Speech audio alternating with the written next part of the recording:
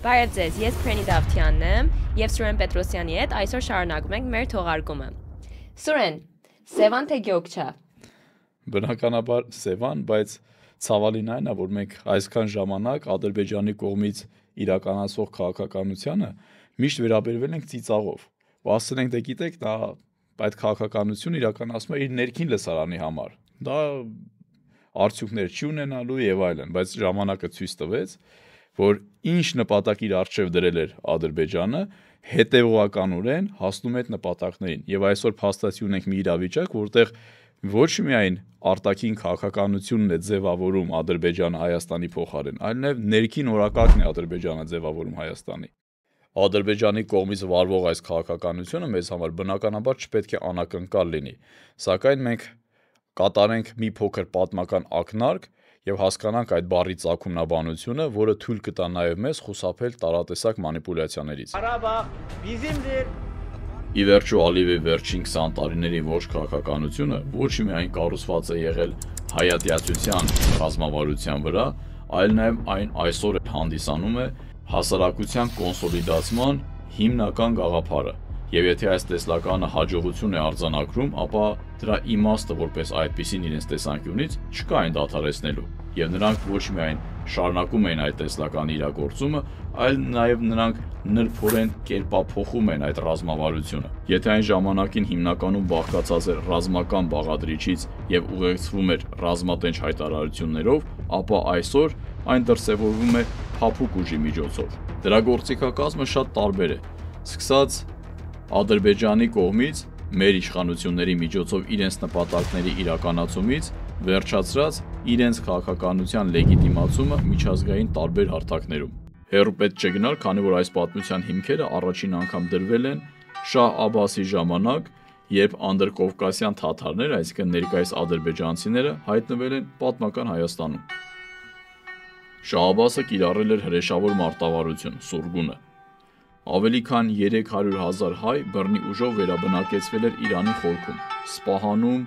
իսկ արևելյան Հայաստանի դատարկված հողերում շահը բնակեցրել էր իր ազգակից թուրքական ցեղերին, քոչվորներին, որոնք պետք է նրան ծառայեին հավատարմորեն։ Նրանք բնակեցվեցին Արարատյան դաշտում, Շիրակում, Լոռիում եւ Սևանի լճի ափամերձ տարածքներում։ Այլ կերպ ասած, սա պատմական բնիկ տեղանուն չէ, ճիշտ եմ հասկանում Սուրեն։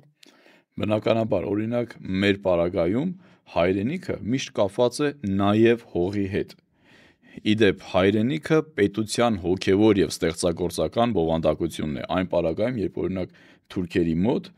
քոչվոր ցեղերի մոտ հայրենիքը որևիցե կերպ կապված չէ հողի հետ։ Իդեպ օրինակ ադրբեջաներենում հայրենիք բառը փոխառնված է արաբերենից, այդ վաթան եզրույթն է օգտագործվում։ Իսկ թուրքերի մոտ հայրենիքը Աննա յուրտն է, որը եթե մասնատում ենք, Աննա ստացվում է մայր, յուրտը այդ վրանը, որտեղ նրանք ապրել են։ Այսինքն նրանք ամեն րոպե, ամեն պահի կարողանում են իրենց բնակավայրը ըստ էության փոխել եւ նրանց համար տունը դառնում էր այն վայրը, որտեղ իրենց այդ յուրտը, իրենց վրանը տանում էին եւ տեղադրում էին։ Այսինքն որպես այդպիսին հայրենիք բառը, հայրենիք եզրույթը քոչվորների մոտ չի ասոցացվում հենց հողի հետ։ Այսօր այն Արցախում է, վաղը մեկ այլ վայրում։ Սա քոչվորի հոգեբանությունն է։ Տունը այնտեղ է, որտեղ նա կանգնած է։ Սակայն չափազանց կարևոր է նաև նշել, որ չի եղել պատմության մեջ գեթ մեկ դեպք, երբ թուրքը ինքնակամ լքի իր տարածքը առանց ուժի գործադրման կամ ռազմական գործողությունների։ Այսպիսով, երբ այդ ցեղերը սուրգունից հետո եկան Հայաստան, շատ արագ հարմարվեցին։ 1000 տարվա ընթացքում առաջին անգամ հայերը հայկական հարթավայրում դադարեցին լինել մեծամասնություն։ Սուրեն, իսկ ինչպես ստացվեց, որ հայերը վերադարձան։ Դա պայմանավորված էր խորքային աշխարհաքաղաքական փոփոխություններով 19-րդ դարի սկզբին Յուլիստանի, հետո նաև Թուրքմենչայի պայմանագրերով։ Իդեպ նաև Ռուսաստանը շահագրգռված էր, որ Արևելյան Հայաստանը բնակեցվեր հայերով, այսինքն քրիստոնյաներով, որը նաև հավատարիմ կլինեին իրենց։ Ռուսաստանը անհրաժեշտ բոլոր պայմանները ստեղծեց Պարսկաստանից եւ Օսմանյան կայսրությունից հայերի զանգվածային վերաբնակեցման համար։ Մի քանի տարվա ընթացքում վերաբնակեցվեց ավելի քան 120,000 մարդ եւ ժողովրդագրական պատկերը էականորեն փոխվեց։ Իսկ 1915 թվականից հետո Հայաստանի ժողովրդագրությունը ընդմիշտ փոխվեց։ Այնպես ստացվեց, որ ցեղասպանությունից հետո 100,000-ավոր հայեր Օսմանյան կայսրությունից բնակություն հաստատեցին Խորհրդային Հայաստանում։ Խորհրդային Հայաստանը սկսեցին լքել նաև ադրբեջանցիները։ Նրանք մասնավորապես բնակություն հաստատեցին Կարսում եւ Իգդիրում։ Սա կարևոր ռազմավարական նշանակություն ունեցավ առաջին հանրապետության ղեկավարության համար, քանի որ դարերի ընթացքում առաջին անգամ Հայաստանը թեկուզ նաև ողբերգական իրադարձությունների հետևանքով, սակայն այնուամենայնիվ դարձավ իսկապես հայկական։ Հետագայում այս միտումը շարունակվեց։ Գրիգոր շինարարի ժամանակ տեղի ունեցավ ամենամեծ հայրենադարձության ալիքը, որտեղ տասնյակ հազարավոր հայեր վերադարձան Խորհրդային Հայաստան իրենց պատմական հայրենիքը Ֆրանսիայից, Լիբանանից, Սիրիայից, Եգիպտոսից եւ շատ այլ երկրներից։ Սակայն սրան զուգահեռ նաև տեղի ունեցավ ադրբեջանցիների ելքը Խորհրդային Հայաստանից, որոնք վերաբնակեցվեցին Խորհրդային Ադրբեջանում։ Սակայն այս գործողությունները հնարավոր դարձավ բացառապես հայկական ղեկավարության մեծ ջանքերի շնորհիվ, որոնք բնականաբար նաև տեղի են ունենում խորհրդային ղեկավարության հավանությամբ։ Երկիրն այն է, որ կոմունիստ Գրիգոր Շինարարը շարունակեց դաշնակցականների կառավարության ռազմավարությունը։ Ստացվում է երկու հակադիր ուժեր միմյանց նկատմամբ թշնամաբար տրամադրված, բայց երկուսն է խորապես ընկալում էին պահի լրջությունը եւ տրամաբանությունը։ Շնորհակալություն Սուրեն, բայց այս ամենը 30 տարվա առաջվա իրադարձությունները ինչ կապ ունի հիմիկվա Ալիևի հայտարարության հետ։ Նախ որևիցե կերպ չի կարելի Ալիևի հայտարարությունների մեջ փնտրել եւ գտնել պատմական եւ ռացիոնալ հենք եւ հիմնավորում, որովհետեւ նրա հայտարարությունները բացառապես բխում են իր հավակնություններից եւ պետական շահերից, բայց այնուամենայնիվ եթե մենք անենք պատմական ակնարկ, ապա այս պատմության հիմքը կարելի է տեսնել Արցախյան շարժման սկզբում 1980-ականների վերջում, երբ խորհրդային Ադրբեջանը լքեցին մոտ 300,000 եւ ավելի հայեր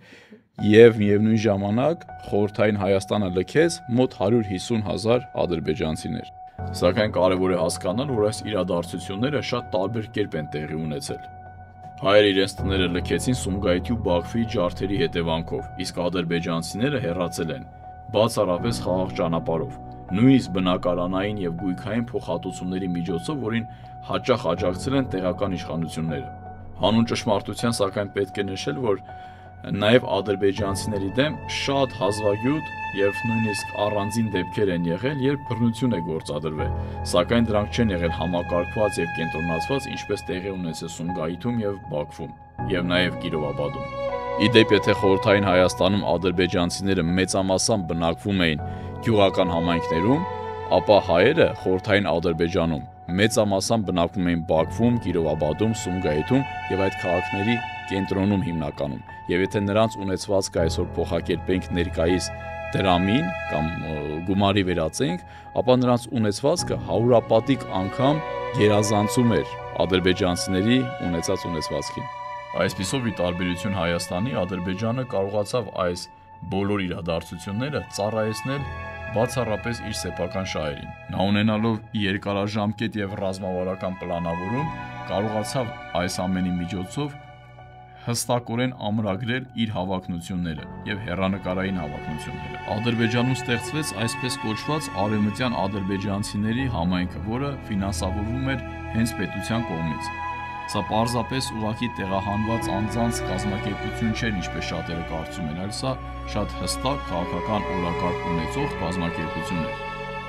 որը Ադրբեջանի համար չափազանց լավ եւ կարեւոր գործիք էր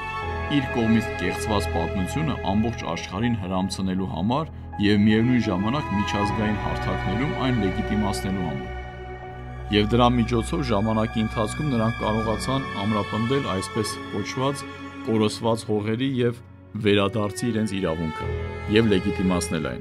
Սուրեն, իսկ ինչի չեն բարձրացնում Արցախի փախստականների հարցը։ Ցավոք, իշխանությունը ամբողջությամբ հրաժարվել է Արցախից եւ կարելի ասել ամբողջությամբ հանձնել է Արցախը եւ դրանով իսկ փակելով Արցախի թեման իր համար փակելով, բայց ժողովրդի ազգի համար Արցախի օրակարգը երբեք փակ լինել ուղղակի հնարավոր չի։ Ու ցավալին այն է, որ հայկական իշխանությունները կամ Հայաստանի իշխանությունը ոչ միայն այս օրակարգից հրաժարվել են եւ փակել են, այլ նաեւ սրան զուգահեռ որևիցե կերպ չեն հակազդում Ադրբեջանի կողմից առաջ քաշվող արևմտյան Ադրբեջանի այդ կեղծ թեզերին։ Այսպիսով Արցախի էթնիկ զտումից եւ ամբողջական օկուպացիայից հետո նրանք անմիջապես հետո սկսեցին անցկացնել